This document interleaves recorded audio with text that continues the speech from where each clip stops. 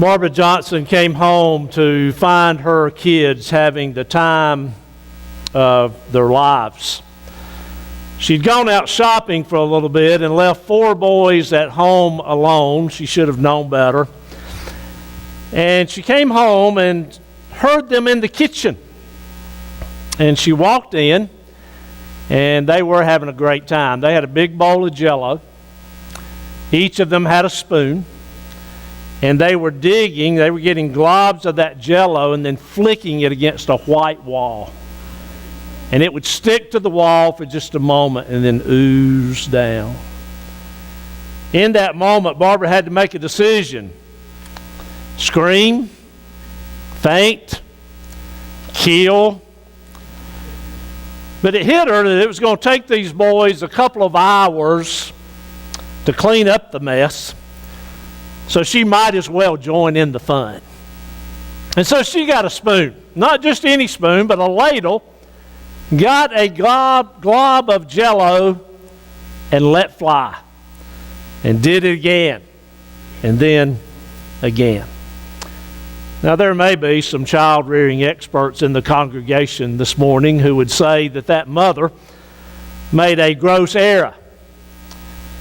But as it turned out, it took those 4 boys 2 hours to whitewash that wall and clean up that floor, and they made some wonderful memories in the process.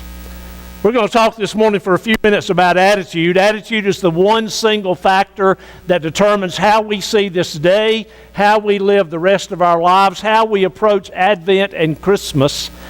It's a good thing that Barbara Johnson had a great attitude, because one of those boys was killed in war.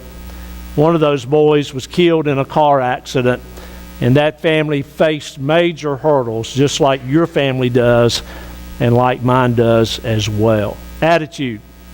Think about it for a minute. Attitude determines our approach to life. It determines how we see life. It determines our perspective on life. We're reminded of Grandma and Grandpa who went to visit their children and grandchildren over the holidays. I don't know how you are, but Grandpa liked to take a nap. And one day while he was taking a nap, the grandchildren got some Limburger cheese and spread a little bit on his mustache right here. When Grandpa woke up, he took a whiff and he said, "You know, this room stinks." He got up and he went into the kitchen and took a whiff, and he said, "The kitchen stinks." And then he went outside for some fresh air and took a big whiff of air, and he said, "You know, the whole world stinks." If you know anything about Limburger cheese, you know that after aging for about 3 months, it does have a distinct smell. And by the way, it's from that bacteria, the same bacteria that's on your skin and mine, which we often associate with body odor or foot odor. You needed to know that this morning, didn't you? He said the whole world stinks. How do you see the world this morning? How do you see the world this morning? If you answer excellent, then you're going to get excellent results. If you answer that question this morning and say, "Well, the world's just treating me average," you're going to get average results. If by chance you answer the question this morning by saying poorly, you're going to have poor results. Attitude determines our approach, our perspective, how we see life. What if we brought a good attitude to our marriages, to parenting, to our jobs, to school, to church? You see, it determines how we see, how we approach everything. Paul's our example here in the text David read for us. He says this, "Not that I've already obtained all this or have already been made perfect." You see, when you think about Paul, who gave us half the New Testament, Paul was a persecutor of the church, but that's being nice. Paul literally tried to stamp out the early church, the way, the believers. Paul, we might as well say, call it what it was a murderer. But then God laid hold to Paul. And Paul established an approach, a standard, perfection, maturity, being full grown. Baptized believers who are full grown in Christ. Now Paul says, I'm not there and I'll never be there, but I'm going there. I'm headed there. I'm not looking back. I'm pressing on, and my goal is perfection. My goal is Christ-likeness. What if all of us had that approach? Every day to everything we did. This past Wednesday, the day before Thanksgiving, I tried to beat all of you to the grocery store, and I did beat most of you. You know, they say that the Wednesday before Thanksgiving is the busiest travel day of the year. I've verified this morning with some of you. It's also the biggest grocery store day of the year, right? So Rhonda gave me this little list of things she needed. I put it in, or she put it in the phone for me on any list. You ever use any list? And I go grocery store about 7 in the morning. I accomplished my goal. Rhonda says, I always have to have a goal. Well, the problem was the grocery store people were getting ready for all of us. And so the aisles were full of stock. Literally, you could not get through the aisles. I've never seen anything like it. And so I had to make a choice. You know, I could be angry, I could scream, I could yell. They were messing up my plan. Or I could turn it into a game and weave my cart through the maze, and I did, and I got every single item. And when I got home, Rhonda didn't say, oh, you forgot this. You see, our attitude determines our approach to life, to our perspective. It's how we see things. Let me ask you something this morning. Which one of these fits you? A, make the world go away. B, raindrops keep falling on my head. C, I did it my way. Or D, oh, what a beautiful morning. Let me tell you something.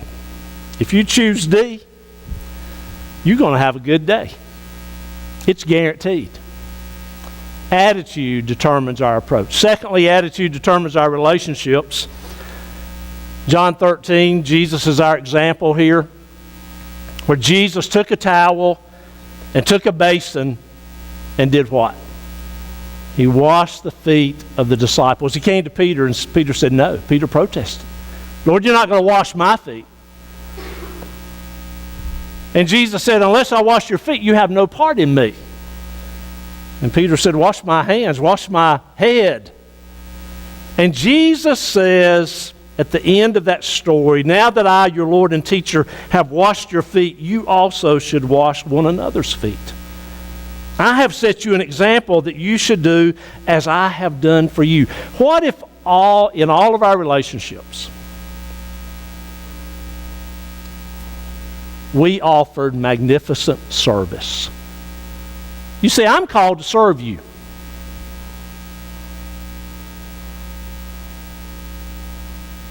And you're called to serve me. And we're called to serve each other. And what we often do with this is we often say, well, I'll serve you, but. And that one little word negates everything. We are called in all of our relationships to serve like Christ. You know, we're a funny people. Have you ever thought about that? We really are. We want to be at the front of the bus, the back of the church, in the middle of the road. Don't we? You can tell somebody, we really are funny people. You can tell somebody there are 300 billion stars and they'll believe you. But if I tell you that wall just got painted, some of you would walk over and put your hand against it to really see if I'm telling you the truth. That's how we operate. We're a funny people. We're also a frustrating people. We drive each other crazy, don't we? We show up the wrong place, wrong time, wrong attitude, wrong spirit many times. We're always interesting, but we're not always charming. We can't stand each other sometimes, but we can't live without each other, right? We're a frustrating people. My guess is that in all of your Thanksgiving get-togethers, and you know Christmas is coming, that family dynamics came to play for most of us. And some of you probably, when they all left, said, well, I'm glad we got that done for another year. Maybe. We went to the Gants for Thanksgiving. We had already gotten together with our girls and the grandsons a couple weeks ago. We've always told them we get together whenever you can, and being in Wilmington and Asheboro, we do the best we can. So Thanksgiving Day, we were with the Gants. And Rhonda and Allison and I ate across from Miles and Mason and Jackson. And Miles is in first or second grade. Mason and Jackson are about fourth or fifth grade. And we had a great conversation with those boys. Yeah, I'm not making that up. It was wonderful. And they really made me feel good, because Mason said, are you doing a monologue for Christmas? I said, I sure am. He said, what? I said, I'm doing the innkeeper on Christmas Eve morning. They usually come. I hope you'll be here on Christmas Eve morning. Went outside for our annual kickball game. I've told you about our big kickball game every year. I'm happy to report to you that I was not the last one chosen this year. I was next to last, but I was not last. I won't tell you who was last. Hey, by the way, the people at our lunch that was supposed to bring the macaroni and cheese said they were going to be 20 minutes late. Then they called back. They didn't even show up. We hadn't got macaroni and cheese yet. When we left the kickball game, my team was winning 17-15. I hope we held on. I don't know. And then we left there, drove an hour to see Rhonda's mama, my mother-in-law, Dorothy. You've heard me tell some Dorothy stories. Dorothy, Rhonda had it all worked out. We're going to visit with Dorothy for an hour or so. Then we're going to take her to Rhonda's sisters, Judy, and visit with them a little bit. Then we're going to head home. We got to Dorothy's. We got to her mama's house, and her mama's coming out the door. She wasn't interested in us sitting down visiting with her. She said, well, it's time to go. So we just put her in the car and went. Got to Rhonda's sister, and we're sitting there visiting for a little while. My brother-in-law just retired. Y'all need to know this. My brother-in-law just retired. He said, come on. He said, I want to show you some things I've been doing. I kid you not. I came home with a cross that he gave me. You know what that cross is made out of? Nails that he said are used to shoe Clydesdale horses.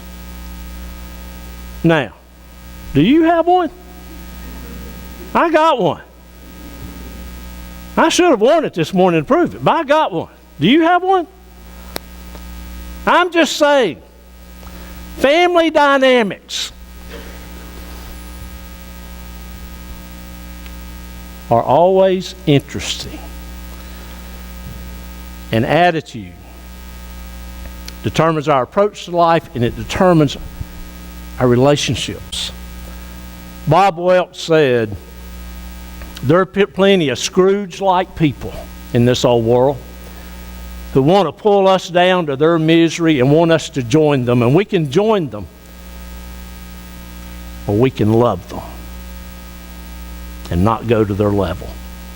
Teddy Roosevelt, president of our country, said that the most important thing in a formula for success is the ability to relate to people.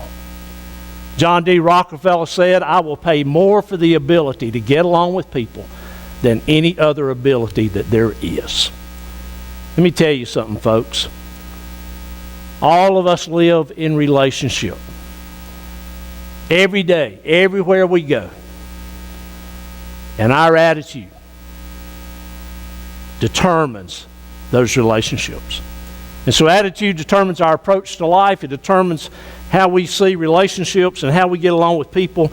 And thirdly, attitude determines how we see success or failure. Let me say to you very clearly this morning, if you haven't heard anything else I've said, please listen. Attitude doesn't have anything, or success doesn't have anything to do with money. Success doesn't have anything to do with who we know or who we don't know. Success does not have anything to do with degrees hanging on the wall. Success depends on one thing, and here it is. Paul said, not that I've already obtained all this or have already been made perfect, but I press on to take hold of that for which, and here it is, Christ Jesus took hold of me. Whenever we realize that Jesus Christ has taken hold of your life and of my life, then we know success. And you do know, don't you, that when He takes hold of something, He doesn't let it go. He died on the cross and He rose from the grave that He might lay claim to you and lay claim to me. And when I understand that and understand that that makes me a child of the King and a child of God, it changes everything about me. It changes how we view the world and how we see relationships. Somebody said there's a very slight difference between people. But that slight difference makes all the difference in the world. And that slight difference was when we realize that Jesus Christ has His hand on you and His hand on me, and He will not let us go. Let me close with this story. Perhaps you've heard it, about the young lady who married a serviceman, and they were stationed at the California desert. And conditions were horrible. They found a little shack to live in. The heat was unbearable, 115 degrees in the shade, if they could find shade. The wind was blowing all the time, dust and sand everywhere. He was ordered to go on further in the desert on maneuvers, and there she was. The only neighbors were Indians, and they didn't speak English. And so this young lady wrote her mother and said, I'm coming home. I can't take this anymore. A week or so later, she received a note from her mom. And here's what it said, and maybe you've read it.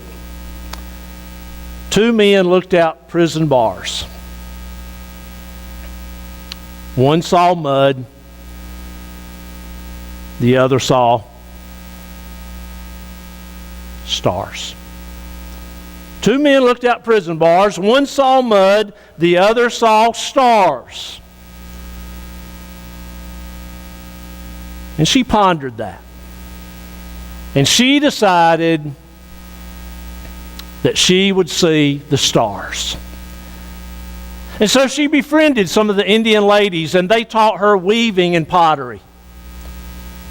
She began to look at the desert and see the beauty of the desert, and she learned about the cacti, the yuccas, and the Joshua trees. She even found some seashells there in the desert from when the ocean used to be there. Now, what changed? Did the desert change? Did the heat change? Did the wind change? Did the Indians change? What changed was right here and right here. It's called attitude. And it's the single most important thing in how we see life and live life and approach relationships. I ask you again, how's the world treating you?